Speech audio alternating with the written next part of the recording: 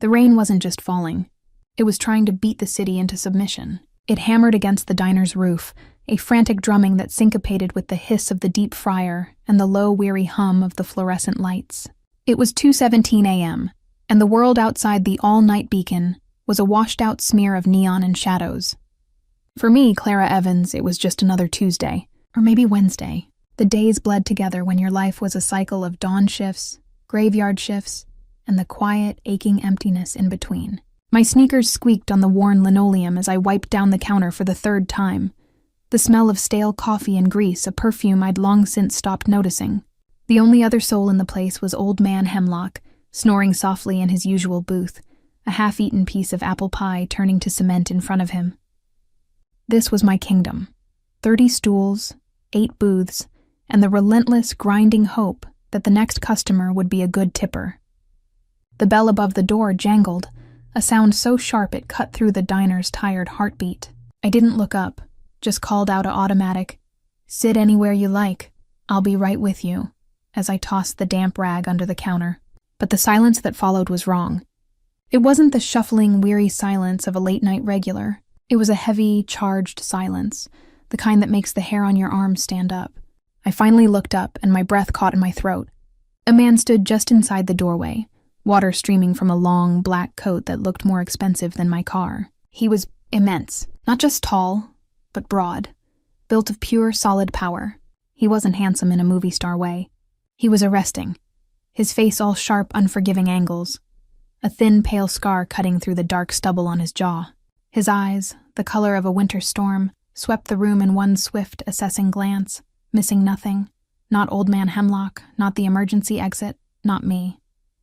They lingered on me for a fraction of a second too long, and a shiver, cold and entirely unwelcome, traced its way down my spine. This man was danger, not the kind you read about in the paper, but the kind you felt in your bones. A primal warning system screaming run. But it was the small figure huddled against his leg that truly stole my attention.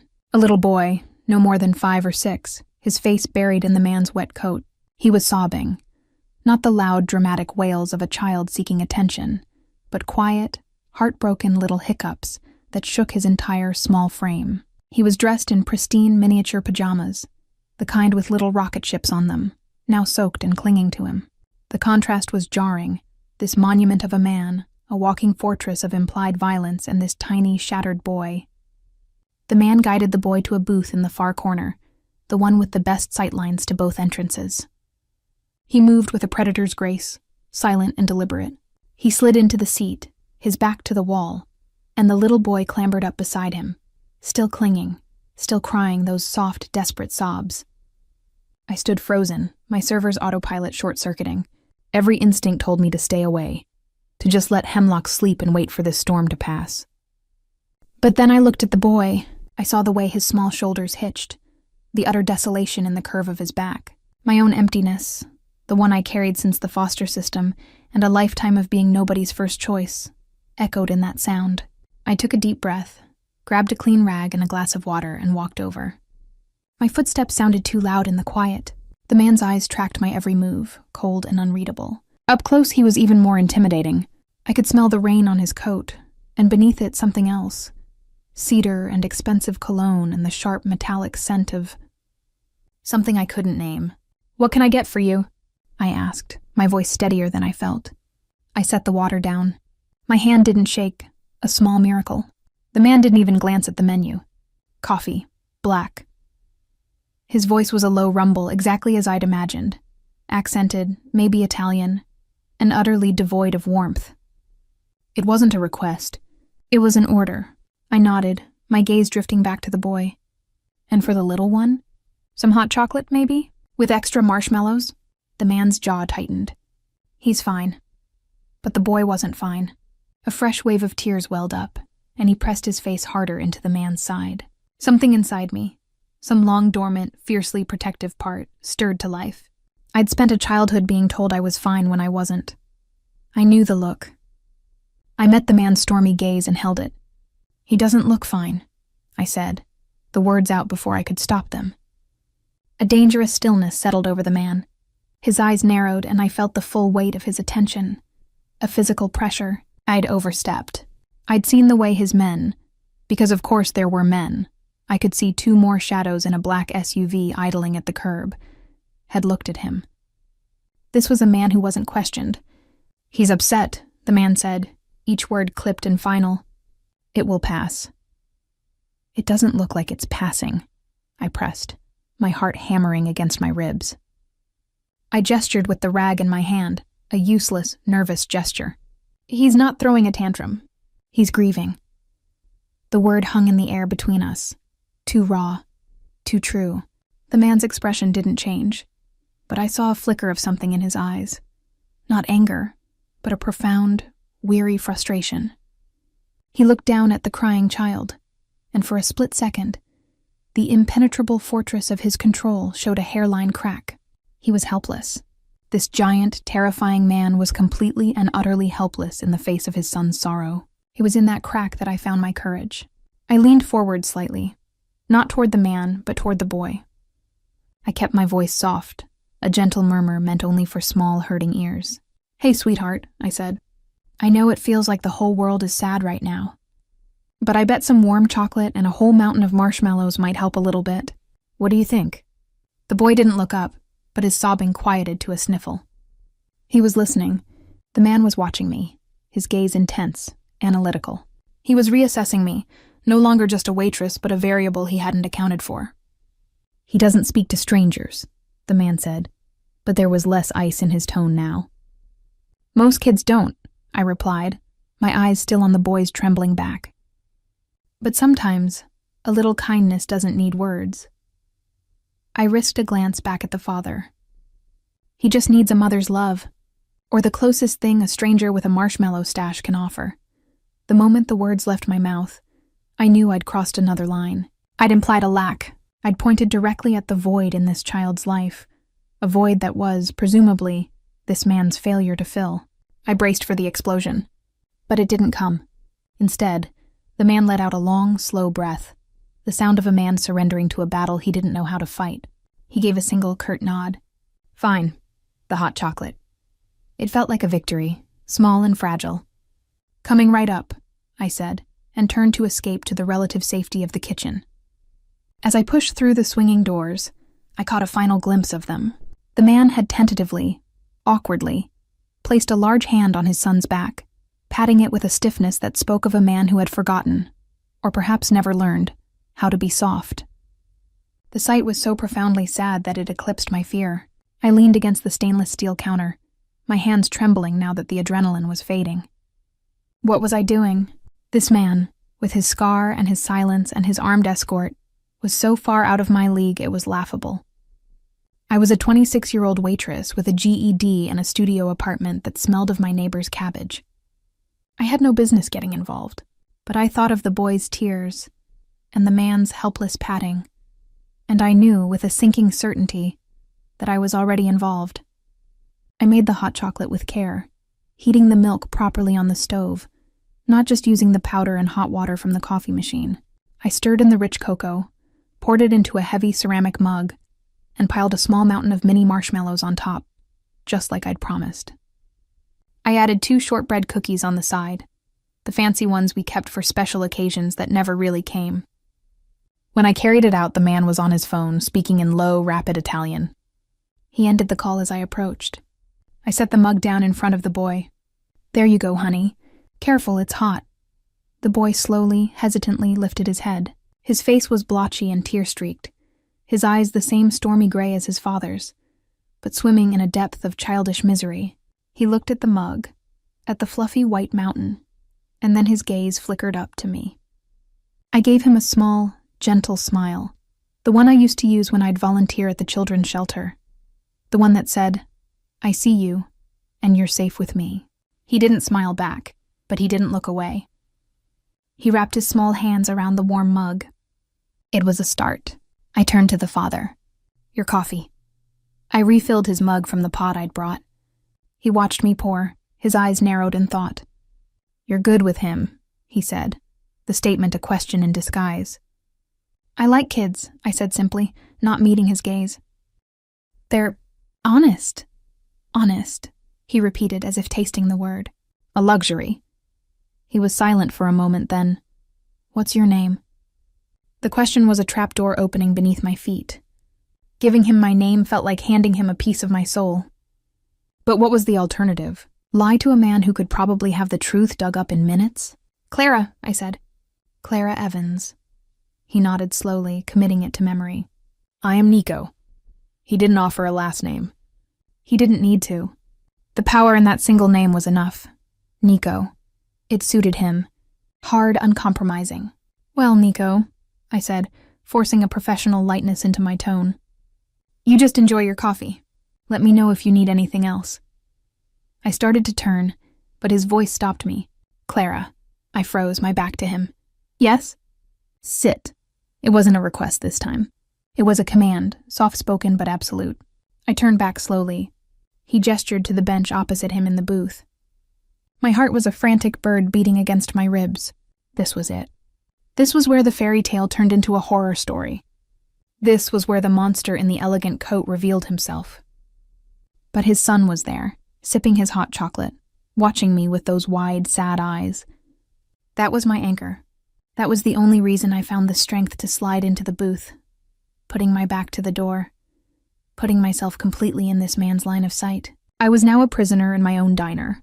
He studied me across the formica table, his gaze so intense I felt he could see every mistake I'd ever made, every hope I'd ever buried. "Tell me, Clara Evans," he said, his voice dangerously quiet. "Why are you working in a place like this at an hour like this?" The question was an invasion. It was a probe into the pathetic landscape of my life. I lifted my chin, a tiny act of defiance. It pays the bills.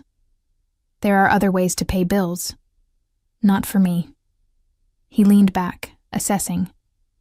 "You have no one waiting for you at home? A husband? Boyfriend?" The personal nature of the question made my skin crawl. "No. A woman who is good with children, who is kind, should not be alone." His words were observation, but they felt like a threat. "Maybe I prefer it that way," I whispered. The ghost of a smile, cold and sharp, touched his lips. "No," he said, his voice dropping to a near whisper that was somehow more terrifying than a shout. "I don't think you do. I think you are lonely. I can see it. It calls to me, that kind of emptiness. It is a vulnerability. I couldn't breathe." He was dissecting me, laying me bare with an unnerving accuracy. He saw the very thing I tried so hard to hide. The little boy, Leo, as I would later learn his name was, chose that moment to speak. His voice was small and raspy from crying. "The marshmallows are good." The simple, normal sentence shattered the unbearable tension. Nico's intense focus broke as he looked at his son, a flicker of something like relief in his eyes. I seized the opportunity, turning my entire attention to the boy, creating a shield of normalcy. "I'm so glad you like them," I said, my voice warm and genuine. "They're my favorite part, too." I was playing a dangerous game, using a child as a human shield against his own father. But it was the only move I had. Nico watched the exchange, and when his eyes returned to me, the analytical sharpness was still there, but it was now mixed with a new, unsettling curiosity. I had passed some initial unspoken test by calming his son, but I had a terrible, sinking feeling that the real test was only just beginning. The silence that followed Leo's small, raspy voice was different now. The dangerous, probing energy had been punctured, replaced by a fragile, watchful calm. Nico didn't tell me to leave again. He just watched as I interacted with his son, his stormy eyes missing nothing. "Do you want to try one of the cookies?" I asked Leo, pointing to the shortbread. "They're really good for dipping." He gave a tiny, hesitant nod. I broke one of the cookies in half and showed him how to dip the edge into the hot chocolate. He mimicked the action carefully, his little brow furrowed in concentration. When he took a bite, a faint, almost imperceptible smile touched his lips. It was like watching the sun break through the heaviest cloud cover. My heart did a funny little squeeze.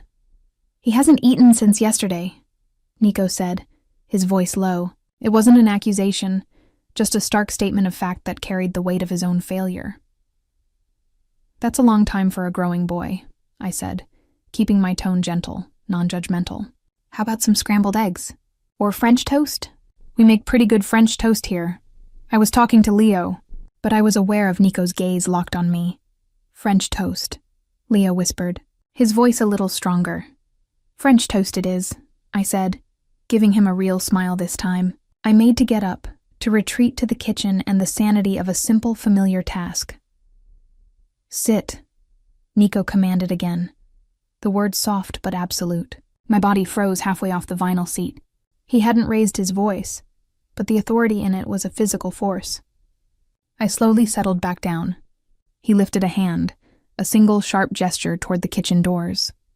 One of the shadows from the SUV outside, a man built like a brick wall with a neck thicker than my thigh, detached himself from the vehicle and came inside. He moved with a similar unnerving silence as Nico, his eyes scanning the room before giving a curt nod to his boss.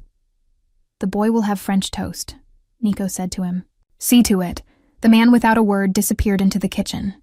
I heard the faint, surprised grunt of Charlie, the night cook, followed by a low, murmured conversation. My diner was being taken over. The surrealness of the situation threatened to overwhelm me. I was a prisoner at my own table, in my own workplace, while a man I'd never met ordered his henchman to cook for his son. You don't have to. I can do it, I said, my voice thin. You will stay, Nico said. It was final. He took a sip of his coffee, his eyes never leaving me. You have a calming effect. It was the last thing I expected him to say. I'd been bracing for threats, for intimidation, for the cold reveal of his true nature. Not this. Not an observation that felt, against all odds, like a compliment. It was more disarming than any threat could have been. He's just a little boy, I said softly, looking at Leo, who was now carefully fishing out marshmallows with his fingers. They respond to calm. He is my son, Nico replied, and the way he said it was a fortress wall going up. He will learn to be strong. The world does not reward softness. The words were so cold, so brutally pragmatic, that they stole my breath. He's 6, I whispered, a flare of defiance igniting in my chest. The world shouldn't be his enemy yet. It should be his playground. Nico's eyes flashed, a hint of winter lightning. You know nothing of my world, Clara Evans. In my world, softness gets you killed. Sentiment is a weapon your enemies will use against you. He glanced at Leo, and for a fleeting second I saw not a crime lord, but a father drowning in the terrible knowledge of what he had to prepare his son for. He cries for his mother. He does not understand that she is never coming back. The raw, unvarnished truth of it hit me like a punch to the gut. The crying, the despair. It was grief. Profound, bottomless, childish grief. My own mother was a hazy memory, a wisp of perfume and a feeling of safety long gone. The foster homes that followed had taught me all about the kind of grief that couldn't be voiced. I looked at Leo and saw myself, small and terrified and so alone. I'm sorry, I said, and I meant it with every fiber of my being. That's an impossible weight for him to carry. Nico studied me, his head tilted slightly. You speak of it as if you know. I looked down at my hands, at the chipped nail polish, and the small burn scar from the grill. I know what it's like to be a child and have the world fall apart. You don't have the words for it. All you have is the feeling that a hole has been torn in the universe, and you're falling through it. The silence from his side of the table was profound. When I dared to look up, his expression was unreadable, but the intensity of his gaze had softened from an interrogation to something more contemplative, more curious. How did you stop falling? He asked. The question was so unexpected, so personal, that it left me reeling. This dangerous man was asking me for advice on grief. I don't know that I did, I admitted, the honesty pulled from me by the strange intimacy of the moment. You just learn to build a new world around the hole. You find things to hold on to. For him? I nodded toward Leo. That has to be you. Something shifted in his face then. A flicker of pain quickly suppressed. I am all he has, and I am ill-equipped. The admission seemed to cost him something. It was the second crack I'd seen in his armor, and it was far more revealing than the first. This man, who commanded fear and respect with a glance, felt like a failure in front of his own child. Before I could respond, the henchman emerged from the kitchen carrying a plate of perfectly golden French toast, dusted with powdered sugar. He set it down in front of Leo with a quiet, "Here you go, kid." Leo looked at the food, then up at the large, intimidating man, and gave another tiny, shy smile. "Thank you." "Marco," Nico said. So the brick wall had a name. Marco nodded and retreated to a stool at the counter, positioning himself between us and the door, a silent, watchful sentinel. Leo picked up his fork and began to eat, slowly at first, then with more enthusiasm. The simple, normal act of a child eating felt like a monumental victory. The storm of his tears had passed for now. Nico watched him eat, a complex series of emotions playing out in the subtle lines around his eyes. Relief, love, frustration, and that deep, haunting helplessness. When he turned his attention back to me, the businesslike mask was back in place. "You will come with us," he stated, as if announcing the time of day. The blood drained from my face. "What? No, I can't. I have a life here. A job. This job?" He made a dismissive gesture that encompassed the entire tired diner. "I will make it worth your while. You will be compensated. Generously." "This isn't about money," I said, my voice rising in panic. "You can't just take people." "I am not taking people," he said, his voice dropping to that deadly quiet register. "I am hiring you. For my son. You have a gift. He responds to you. He has not eaten or stopped crying for 24 hours. You accomplished both in 10 minutes. He leaned forward, his presence dominating the space between us. "Name your price." "It doesn't work like that," I insisted, my hands gripping the edge of the table. "You can't buy a person's kindness. It's not for sale." "Everything is for sale, Clara. The question is always the price." His eyes held mine, and I saw the absolute, unshakable certainty there. This was a man who was used to acquiring whatever he wanted, and right now he wanted me. And if I refuse? The question was a whisper, a leaf trembling in a hurricane. He didn't answer immediately. He let the silence stretch, let me feel the weight of the armed man at the counter, the impenetrable darkness outside, the complete and total lack of anyone who would come looking for me if I vanished from this diner tonight. "That would be unwise," he said finally. "My son has had enough loss. Denying him the one thing that has brought him comfort would be cruel, and I do not tolerate cruelty to my son." The threat was perfectly veiled, but it was there, glittering in the depths of his gray eyes. Refusing wasn't just about me. It was about denying Leo. He was making me responsible for the child's well-being, binding me with a chain of guilt. I looked at Leo, who was now carefully arranging his remaining marshmallows into a small pile on his plate, completely absorbed in his task. He looked peaceful. He looked like a child, not a tiny, grieving ghost. The memory of his sobs echoed in my mind, a sound I knew I would hear in my dreams. Nico saw my hesitation, the way my resolve was crumbling under the weight of a small boy's need. He pressed his advantage, his voice softening just a fraction, becoming almost persuasive. "It is temporary. A few days, perhaps a week. Just until he is stabilized. You will have your own room. Anything you need. You will be safe." The word safe coming from him was the most terrifying thing I'd ever heard. It meant the opposite. It meant that the danger was so immense that only he could provide protection from it. What kind of world did he live in where his 6-year-old son needed that level of security? "A few days?" I echoed, my voice weak. "That is what I said." He pulled a sleek black phone from his coat pocket and tapped the screen. "Marco will drive you to your apartment. You have 15 minutes to pack what you need." It wasn't a request. It was a logistics order. My life had been assessed, processed, and a plan had been formulated, all in the space of a few seconds. I was being conscripted. I have to tell my manager," I stammered, grasping at the last shreds of my normal life. "It is handled," Nico said without looking up from his phone. Of course it was handled. A man like him didn't ask for permission. He probably owned the bank that held the diner's mortgage. I sat there numb, watching Leo finish his French toast. The rain had lessened to a steady patter. The immediate crisis was over, but I was plunging into a deeper, darker one. I had walked into this diner tonight as Clara Evans, waitress. I was leaving as Clara Evans, temporary nanny to the son of a Mafia boss, a prisoner of war in a conflict I didn't understand. My only armor, a child's fragile trust and a handful of marshmallows. Nico stood up, the movement fluid and powerful. He looked down at me, his expression unreadable. "Get your coat, Clara. We are leaving." The drive to my apartment was a silent, surreal procession through the rain-slicked, empty streets.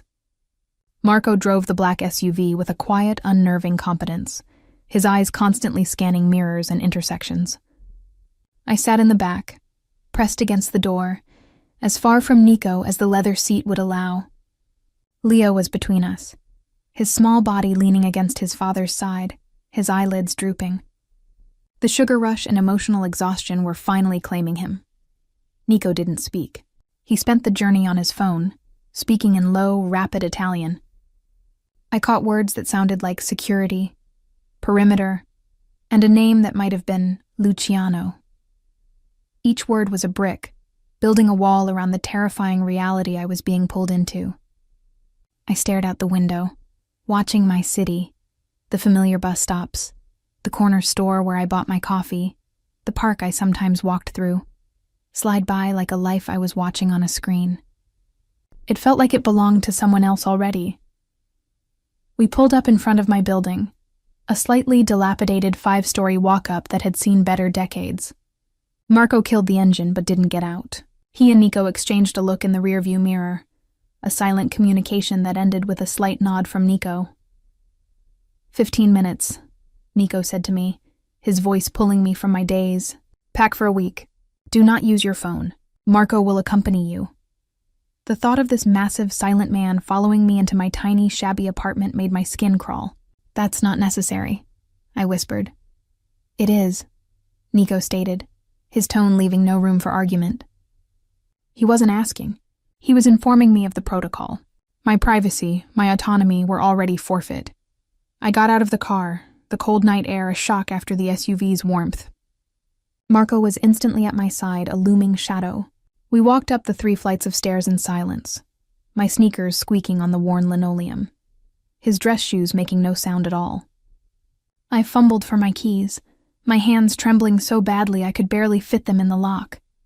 My apartment was exactly as I'd left it, a small, cluttered space that smelled faintly of lavender air freshener and yesterday's pasta. A threadbare couch, a bookshelf overflowing with secondhand paperbacks, a single framed print of a sunflower on the wall. It was the home of someone with no money and few attachments. Seeing it through Marco's eyes, I felt a profound sense of shame. It was so insignificant. I'll just be a minute, I said, my voice echoing in the quiet. Marco positioned himself by the door, arms crossed, his presence making the room feel impossibly small. Take your time, he said, his voice a low, gravelly rumble. It was the first time I'd heard him speak more than 2 words. I fled to my bedroom, grabbing a duffel bag from the top of my closet. I moved on autopilot, throwing in jeans, sweaters, underwear, my one nice dress, and my toiletries. My hands moved mechanically, but my mind was racing. This was kidnapping, plain and simple. I should scream. I should run to the window. But the image of Leo, peaceful and finally asleep, held me back. What would happen to him if I caused a scene? What would Nico do?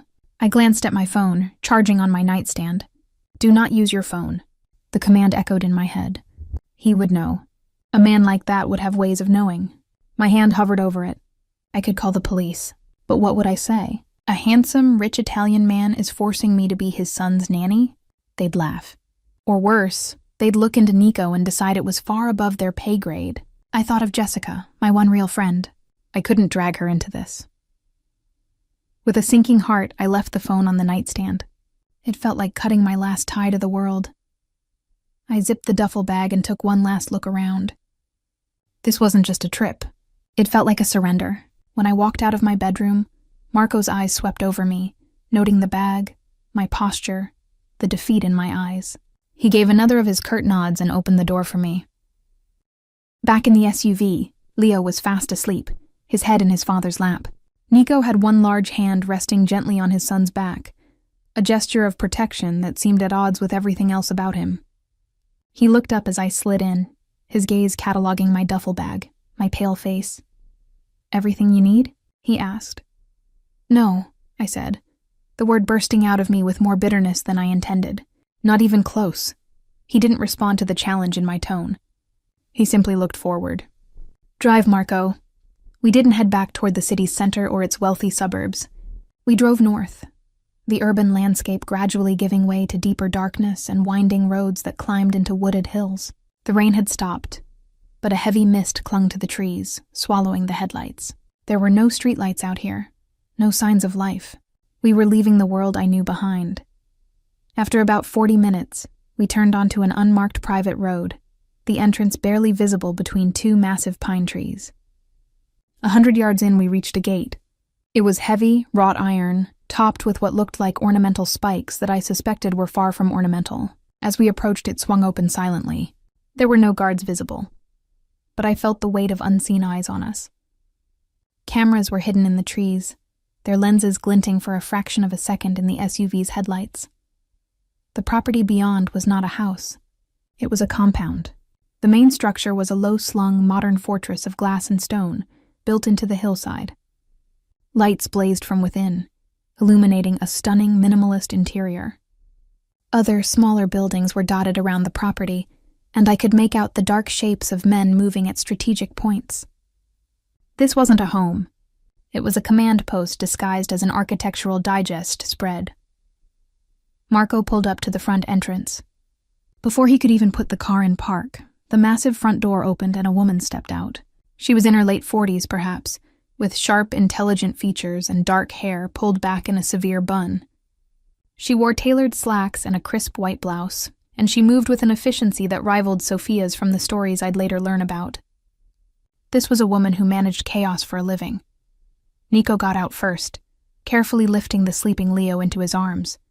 The boy stirred but didn't wake, nuzzling into his father's neck. The sight was so tender it made my chest ache. "Alessia," Nico said, his voice quiet. "Nico," she replied, her eyes sweeping over him, then the sleeping child, then landing on me with a clinical assessment that made me feel like a specimen. "The boy's room is prepared.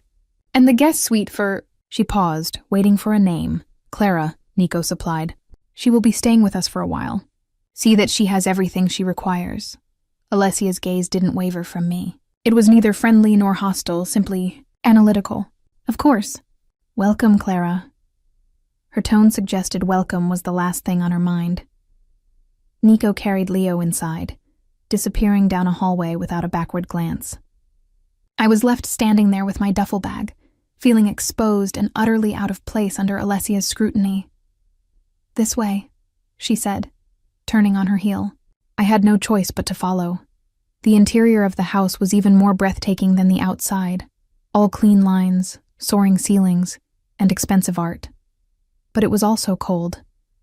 There were no family photos on the walls, no messy stacks of mail, no lived-in warmth. It was a showpiece, a bunker dressed in designer clothes. Alessia led me up a floating staircase to a wing of the house that felt separate from the main living areas.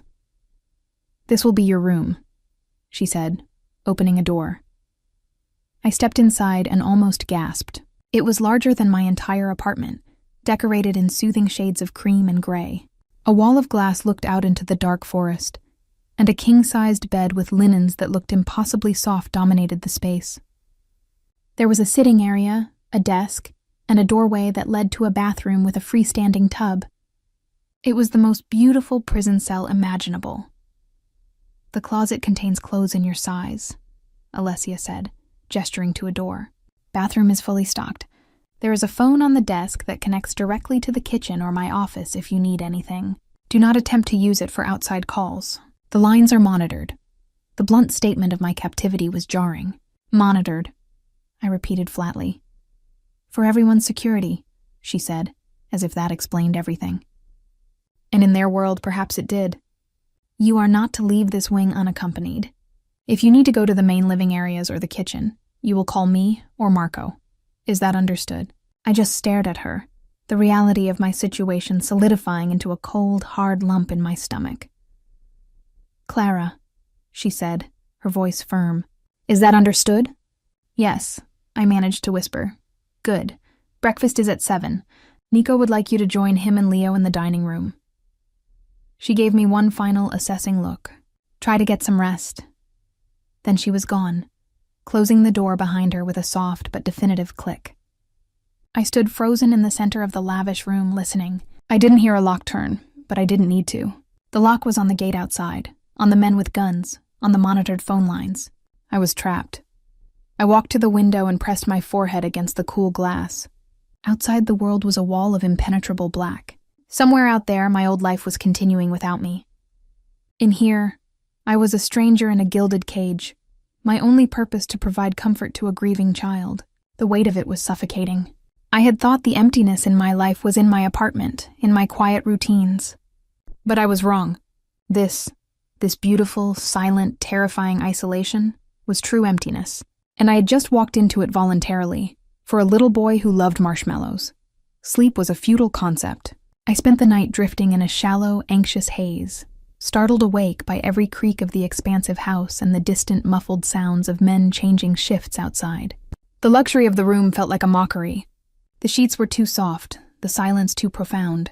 This was a cage designed by a master, one that made you complicit in your own imprisonment. Because how could you complain about such beautiful surroundings? When the gray light of dawn finally filtered through the wall of windows, I felt more exhausted than when I'd lain down. I showered in the massive rainfall shower, the hot water doing little to ease the tension coiled in my shoulders. The closet, as Alessia had promised, was filled with clothes. Not my usual jeans and soft sweaters, but elegant, understated trousers, silk blouses, and cashmere cardigans, all in my exact size. The intimacy of that knowledge was violating. They hadn't just investigated me. They had measured me. I chose the simplest outfit I could find, dark leggings and a long, gray knit tunic, and braided my hair over one shoulder. I looked like a more refined, more terrified version of myself. At precisely 5 minutes to 7, a soft knock came at my door. It was Marco. "Mr. Moretti is waiting," he said. Moretti? So that was the last name. Nico Moretti. It sounded like a name that carried weight in certain circles, the kind of circles that ended with cement shoes. He led me through the silent house, which was even more imposing in the daylight. The art on the walls was bold and abstract, the furniture all sharp angles and cold, beautiful materials. There was no clutter, no joy, no sense that a child lived here. We entered a dining room with a table long enough to seat 20. Nico sat at the head, dressed in another impeccably tailored suit, this one a deep charcoal. He was reading something on a tablet, a cup of espresso steaming beside him. Leo was in the chair to his right, pushing a piece of pancake around his plate with a listless expression. He was back in his own little world of sorrow. Nico looked up as I entered. His gaze was a physical touch, sweeping over me, noting the borrowed clothes, the nervous way I held myself. "Clara, sit." He gestured to the chair on his other side, directly across from Leo. I sat, my movements stiff. A woman I hadn't seen before, a cook, I presumed, immediately appeared and placed a plate of eggs and toast in front of me. The food looked perfect, but my stomach was a tight knot. "Good morning, Leo," I said softly, directing my attention to the boy. He glanced up at me, his stormy eyes, so like his father's, dull with unhappiness. He gave a tiny, almost imperceptible shrug and went back to smearing syrup. "He did not sleep well," Nico said, his voice matter of fact. He set his tablet down. "He had nightmares." "That's to be expected," I replied, keeping my voice gentle. "His world has been turned upside down." "His world has been made secure," Nico corrected, a hint of steel in his tone. "This is the safest place for him." Safety isn't just about locks and gates, Nico. It's about feeling safe inside. I held his gaze, surprising myself with my own boldness. He needs to feel like his heart is safe. Nico's eyes narrowed slightly, as if I'd spoken in a language he only vaguely understood. He was a man who dealt in tangible threats and concrete defenses. The landscape of a child's heart was uncharted, hostile territory. "And how does one achieve that?" he asked, the question both a challenge and a genuine, if reluctant, inquiry. I looked at Leo, who was now staring out the window at the mist-shrouded trees. Routine. Familiar things. Play. Things that make him feel like a little boy, not a prisoner in a fortress. The word prisoner hung in the air. Nico's jaw tightened. He is not a prisoner. "Aren't we all?" The words were out before I could stop them, a flash of the bitterness I'd been swallowing all night. A dangerous silence descended. The cook had vanished. Marco had taken up a position by the door. Nico studied me, his expression unreadable. I braced for his anger, for a reminder of my place. Instead, he picked up his espresso and took a slow sip. What would you suggest for his heart? The concession, small as it was, threw me. He was actually listening. Does he have his toys? His favorite blanket? Pictures of his mother? Nico's posture went rigid. Those things are packed away. They upset him. Of course they upset him, I said, my voice softening with understanding. But hiding from the pain doesn't make it go away. It just makes him feel alone with it. He needs to be able to talk about her, to remember the happy times. He will not speak of her, Nico said, and I heard the frustration there, the helplessness of a father who cannot fix his child's hurt. He will not speak of anything. Then we don't force him to speak, I said. We just create a space where he feels he can. I looked around the sterile, intimidating dining room, and this isn't it. Is there a family room? Somewhere with a couch and a television? Somewhere that doesn't feel like a corporate boardroom? Nico was silent for a long moment, considering me. I could see the calculations going on behind his eyes, the weighing of security concerns against the psychological needs of his son. The fact that he was even entertaining this was a testament to how desperate he was. Alessia, he said, without raising his voice. She appeared in the doorway as if she'd been waiting for the summons. Have the media room prepared, the comfortable one, and have Marco bring up the box from Leo's old room, the one with the blue lid. Alessia's eyebrows rose a fraction of an inch, the most surprise I had seen from her. The blue box, sir? Yes, Nico said, his tone final. All of it. She nodded and disappeared. Nico turned back to me. We will try it your way, Clara Evans, for 1 week. You have my son's well-being in your hands. Do not make me regret this. It wasn't a threat. Not quite. It was a statement of consequence. The weight of it was immense, but it was a different kind of weight than the fear of last night. This was a purpose. A terrifying, impossible purpose. But a purpose nonetheless. After breakfast, Marco led us, me, Nico, and a listless Leo, to a different part of the house. This room was a revelation. It was still large and beautifully appointed, but it felt lived in. There were oversized, comfortable-looking couches, a huge television, shelves filled with books, and a few sparse toys. It was the first room I'd seen that felt like it might belong to a home. A small blue storage box sat in the center of the rug. Leo froze when he saw it, his little body going stiff. It's okay, Leo, I said, kneeling down to his level but keeping my distance. We don't have to open it right now. We can just leave it here. Nico watched from the doorway, a silent, brooding presence. He was allowing this, but he wasn't participating. This was my arena. I ignored the box for the moment and went to the shelves. There was a puzzle, a board game, some building blocks. I pulled out the blocks and sat on the floor, starting to stack them into a simple tower. I didn't ask Leo to join me. I just started building, humming softly under my breath. For a long time, he just stood there, watching me. Nico watched from the doorway, his arms crossed, his expression impassive. The silence was heavy, punctuated only by the soft clack of the blocks. Then, slowly, tentatively, Leo took a step forward. Then another. He sat on the rug a few feet away from me, pulling his knees to his chest. He didn't look at the blue box. He watched my hands. I built my tower higher, then deliberately knocked it over with a soft whoops. A flicker of something, not a smile but interest, crossed his face. I started building again. This time, when the tower was halfway built, he reached out a small hand and placed a single red block on top. It was the smallest of gestures. A nothing, but in that room, with his father watching from the doorway, it felt like a miracle. Nico's sharp intake of breath was audible. He'd seen it too, we didn't speak. We just built towers and knocked them down for what felt like an hour. The blue box sat in the corner, a silent, unaddressed ghost. But it was in the room now. And for the first time since I'd met him, Leo wasn't crying. He was just a little boy, playing with blocks. When Alessia appeared to say that Nico was needed on a call, he left without a word, but his gaze lingered on me for a moment as he turned. It wasn't gratitude, not yet. It was reassessment. I was no longer just a waitress he'd picked up. I was a tool that was proving unexpectedly effective. Later that afternoon, while Leo was napping, I found myself alone in the media room.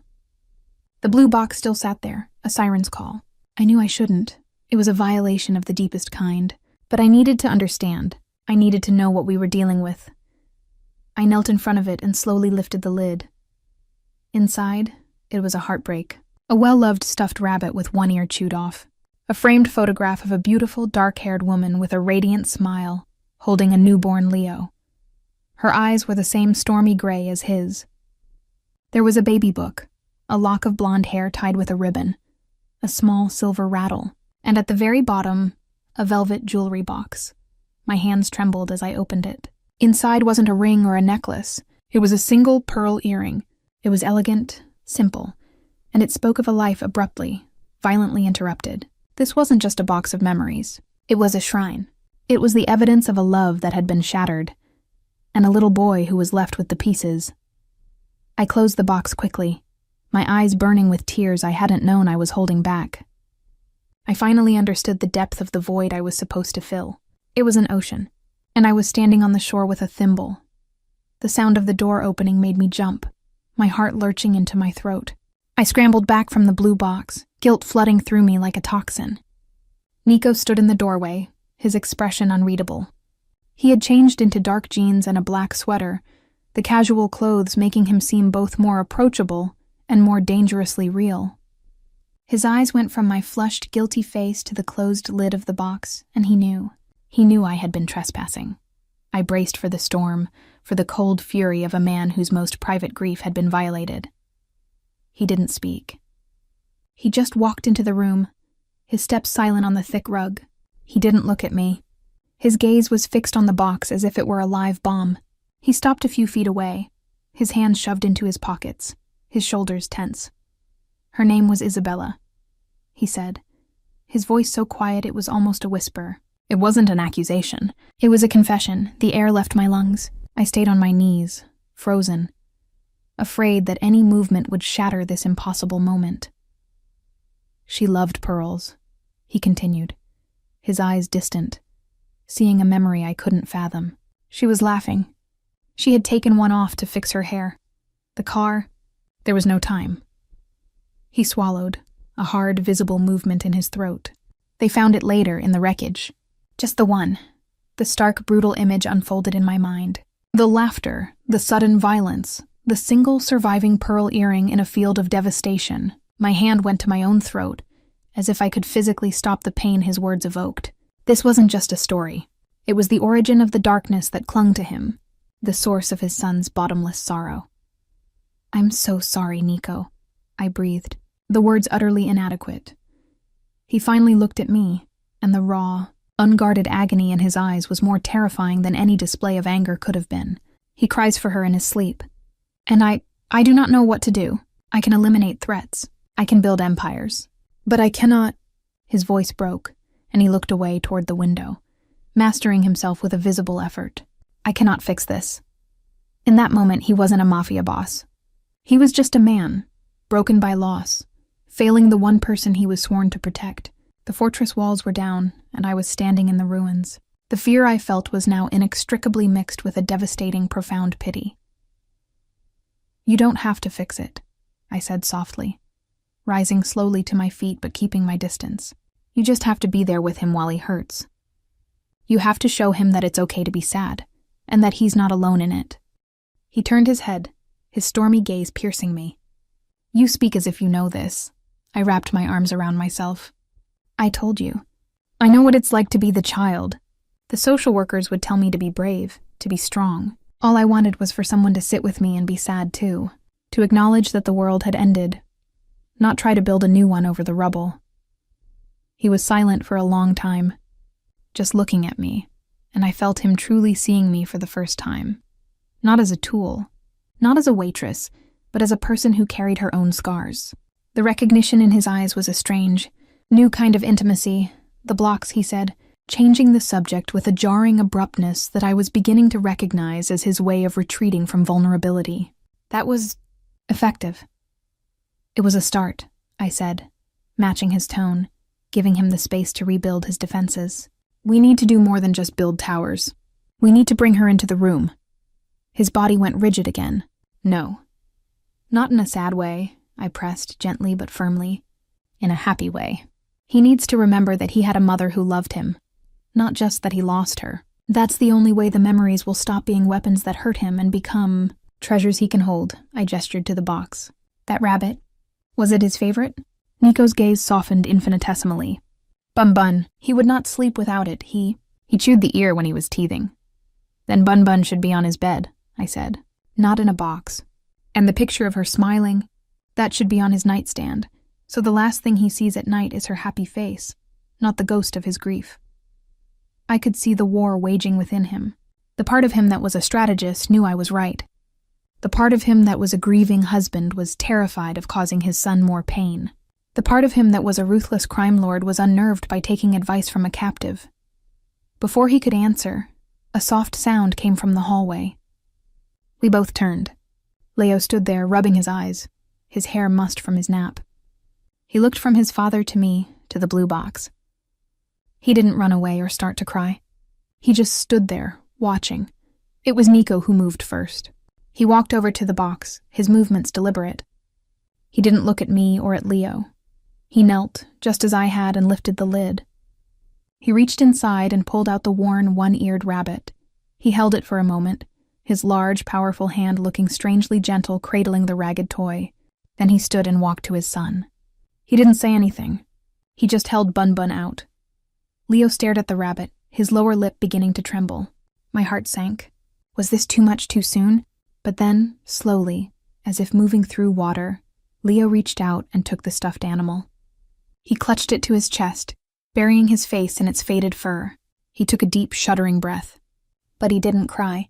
He just held on, as if he'd found a piece of himself he thought was lost forever. Nico looked down at his son, and I saw his throat work.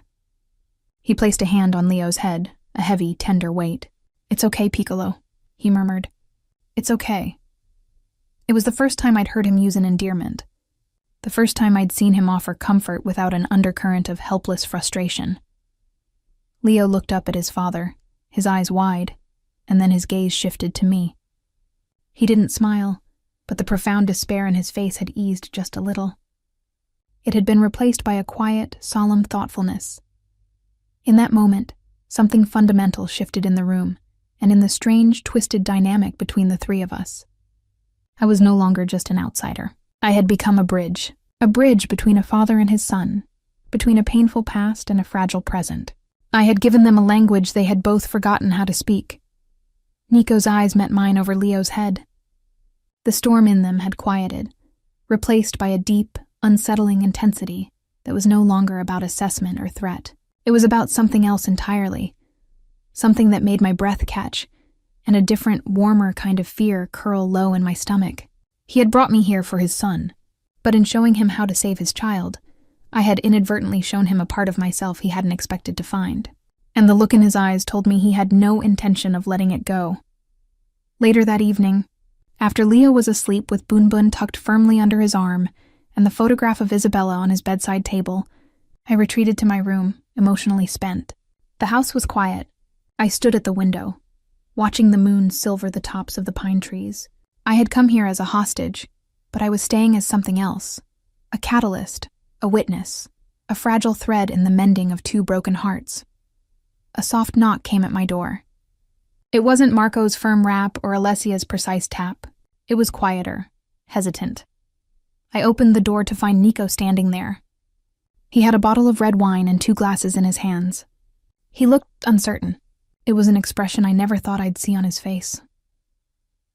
"I thought you might like a drink," he said, his voice a low rumble in the quiet hallway. It wasn't an order, it was an invitation, and it was far more dangerous than any command he had ever given me. I stared at him, at the bottle of wine, at the 2 glasses. My mind screamed a dozen warnings. This was a line, a boundary that once crossed would change everything. He was my captor. I was his prisoner. This was something else. This was the man who had shown me his shattered heart hours earlier, now standing at my door offering a drink like we were neighbors, like this was a normal evening.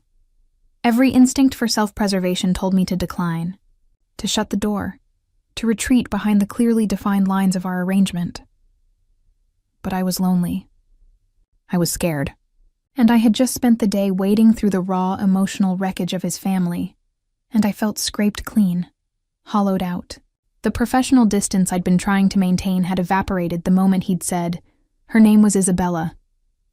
So against all better judgment, I stepped back and held the door open wider. A silent invitation. He entered my room, his presence immediately making the spacious area feel intimate, charged. He set the bottle and glasses on the small table by the window and proceeded to open it with a practiced ease that spoke of a lifetime of expensive vintages. He poured the dark red liquid, the sound a soft glug in the profound quiet. He handed me a glass. "Thank you," I said, my voice barely a whisper. My fingers brushed against his as I took it, and a jolt, sharp and electric, passed between us. His eyes flickered, and I knew he'd felt it too. He didn't sit. He walked to the window, standing where I had stood so often, looking out at the same darkness. He took a sip of his wine. "He asked for a story tonight," Nico said, his back to me, before he fell asleep. "He hasn't done that since before." The simple statement was a monumental victory. It felt like we had scaled a mountain together. "What story did you tell him?" He turned, a faint, almost shy shadow of a smile touching his lips. It transformed his face, softening the harsh lines, making him look younger, more human. "The one about the little fox who outsmarts the hunter. It was her favorite to tell him. Her, Isabella." He had brought her into the room, just as I'd suggested. Not as a ghost of sorrow, but as a happy memory. The significance of that, for a man like him, was staggering. "That's a good story," I said, taking a sip of the wine. It was rich and complex, tasting of dark berries and oak and a price tag I couldn't imagine. "He said you smelled like vanilla," Nico added, his gaze intent on me. He said it was a nice smell. I blinked, surprised. I'd used a vanilla-scented lotion from the bathroom. It was a small, mundane detail, but the fact that Leo had noticed, that he'd commented on it to his father, felt profoundly significant. It meant he was noticing the world around him again. He was coming back to life. "It's just lotion," I said, suddenly self-conscious. "It is not just anything," Nico replied, his voice low and serious. "It is a detail, a piece of normalcy, a comfort. You are full of such things, Clara Evans, small comforts, quiet strength. I did not expect to find that in a diner at 2 a.m. The way he said my name, with a kind of reverent curiosity, made my heart beat a frantic rhythm against my ribs. He was looking at me as if I were a puzzle he was determined to solve, a landscape he wanted to map. "You didn't find me," I corrected him gently, emboldened by the wine and the strange intimacy of the night. "You took me." He didn't deny it. He took a step closer. The space between us crackled with tension. "And if I had asked? If I had come to your diner and said, 'My son is broken with grief, and I am failing him. Will you help me?' What would you have said?" I met his stormy gaze, the truth rising easily to my lips. I would have said yes. The admission hung between us, stark and honest. I would have, because I saw a child in pain, and that was a call I could never ignore. It was who I was, down to my bones. He moved closer still, until I could feel the heat radiating from his body, could smell the cedar and wine on his breath.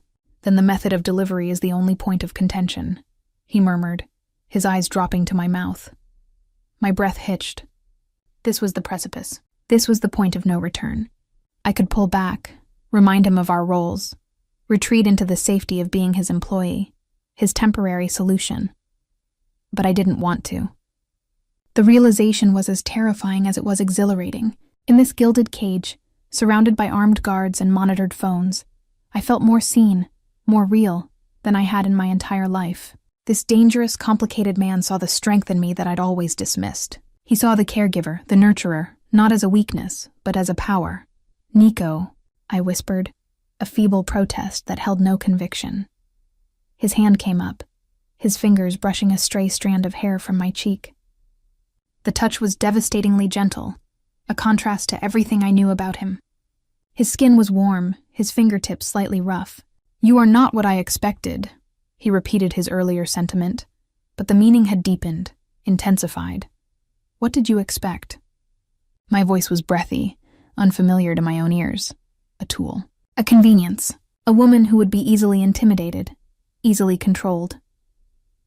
His thumb traced the line of my jaw, sending shivers down my spine. I did not expect a woman who would look at my pain and not flinch. A woman who would teach me how to father my own son. His face was so close now. I could see the flecks of silver in his gray eyes, the dark fringe of his lashes, the faint scar on his jaw. The world had narrowed to this room, to this man, to the frantic beating of my own heart. "This is a bad idea," I breathed, echoing my own thoughts from the diner. A last, desperate attempt to cling to sanity. "The worst," he agreed, his voice a low, hypnotic rumble, and then he closed the final infinitesimal distance between us. His kiss was not gentle. It was not a question. It was a claiming. It was desperate and fierce, and tasted of expensive wine and a longing so deep it felt bottomless. His arms wrapped around me, pulling me against the solid, unyielding wall of his chest, and I was lost. Completely, utterly lost. My hands came up, not to push him away, but to clutch at his shoulders, to anchor myself in the storm of sensation. I kissed him back with all the pent-up fear and loneliness and wild, unexpected hope that had been building since the moment he'd walked into my diner. It was madness. It was surrender. It was, against all reason and logic, feeling like coming home. When we finally broke apart, we were both breathing heavily, foreheads resting together.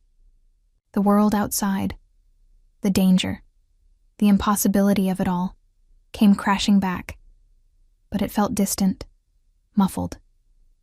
"Clara," he whispered, my name a prayer on his lips.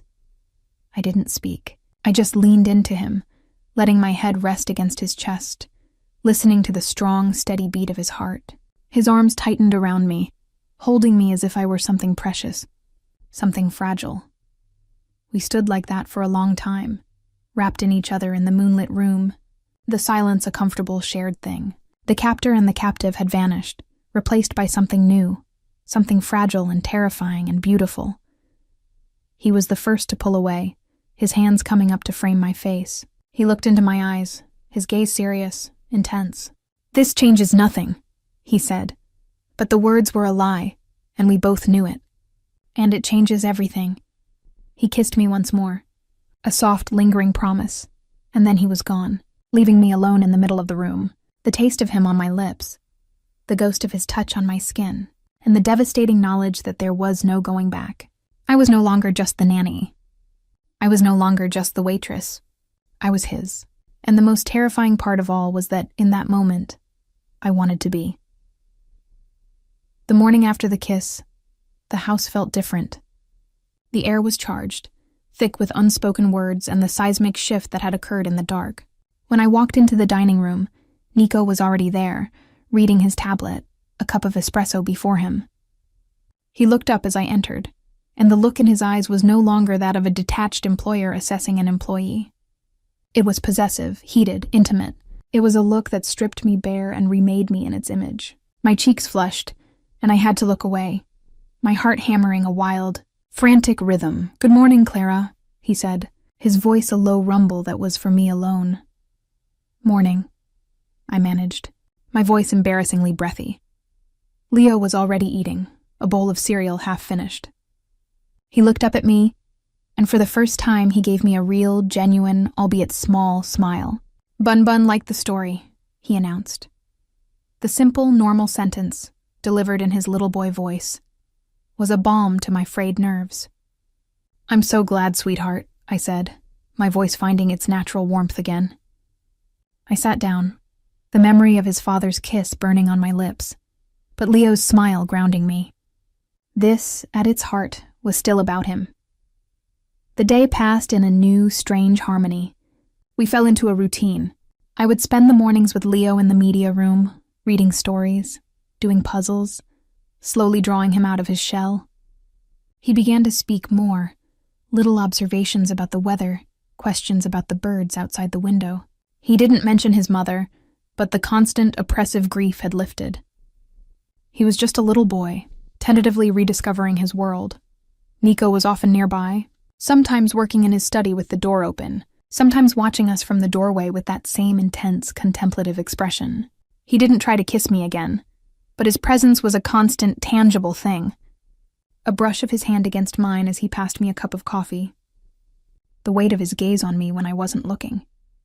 It was a slow, deliberate seduction, and I was utterly, completely disarmed. It was on the third day after the kiss that the outside world intruded, violent and sudden. We were in the garden, a walled, secure area behind the house. Leo was chasing a butterfly, his laughter a sound so pure and joyful it made my heart ache. Nico stood beside me, his arms crossed, a faint, real smile on his face as he watched his son. The crack of the gunshot was like the world splitting in two. It came from the tree line beyond the wall.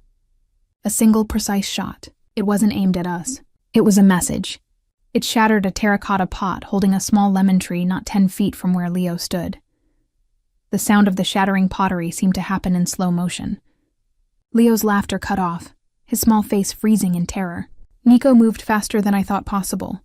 In a blur of motion, he had scooped Leo into his arms and had me pressed against the stone wall of the house, his body covering both of ours. He wasn't panicked. He was a machine, his movements fluid and exact. Marco. His voice was a whip crack, echoing in the sudden deafening silence. Chaos erupted, shouted orders in Italian. The sound of men running, weapons being drawn. Security alarms blared to life inside the house. But within the circle of Nico's arms, pressed against the cold stone with his heart hammering against my back, and his son clutched safe between us, there was a pocket of surreal calm. He looked down at me, his eyes blazing with a ferocious intensity. "Are you hurt?" I could only shake my head, my teeth chattering with shock. Leo began to cry, sharp, terrified sobs. Nico shifted him, holding him closer. "Shh, Piccolo. Papa's here. You're safe." His voice was rough with fear and a killing rage. He looked at me over Leo's head, and in his eyes, I saw the terrible truth of his world. This was the reality. The gates, the guards, the paranoia.